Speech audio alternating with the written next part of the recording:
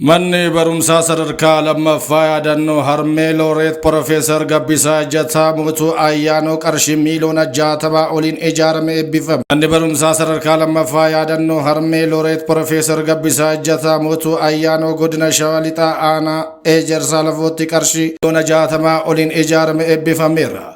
Looreet Profeesar Gabbisaa Ejjataa manni barumsaa kun maqaa yaadannoo harmee isaaniin moggaafamuu isaatti akka gammadan himanii dhaloonni hayyuu ta'uuf barachuu akka qaban dhaamaniiru.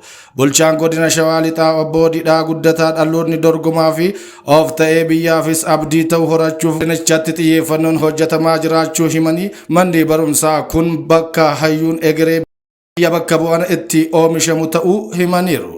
Hoogganaan biiroo barnoota Oromiyaa Dr. Tolaa Bariisoo mootummaan naannoo Oromiyaa barattoota miiliyoona 12 ol barsiisaa jiraachuu himanii dhaloota barnootaa fi teeknooloojiidhaan ijaarame horachuuf hojjetamaa jiraachuu dubbataniiru. Guddinaa fi dagaagina daa'imman umrii jalqabaa bu'uura egeree fi mootummaan naannoo Oromiyaa sirna fayyaa cimaa ijaaruun hawaasa fayya buleessa sochii hawaas dinagdee keessatti gahee isaa sirnaan baate.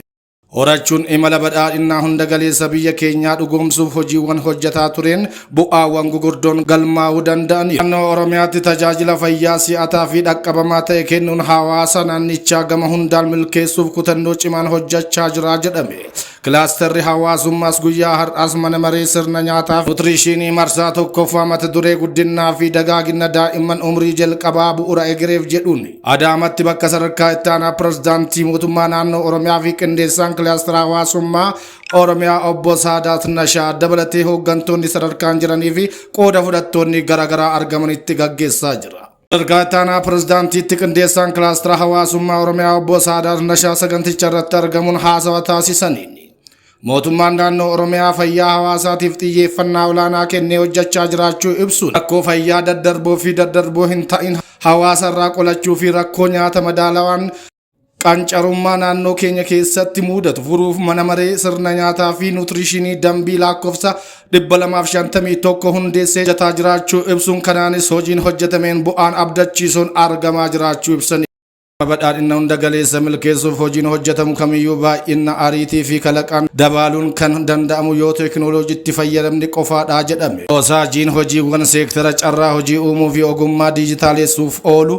walta'iinsa biiroo carraa hojii uumuu fi ogummaa abbaa taayitaa saayinsii fi teeknooloojii Oromiyaa fi dhaabbata OTECH.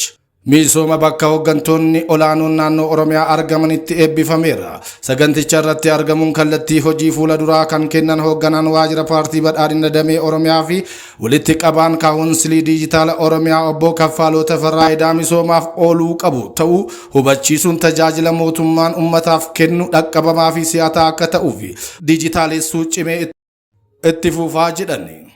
Itti dabaluunis moosaajii misoomii eebbifame kana hojiirra oolchuu keessatti hordoffiin itti fufiinsa qabu murteessaadhaas jedhan.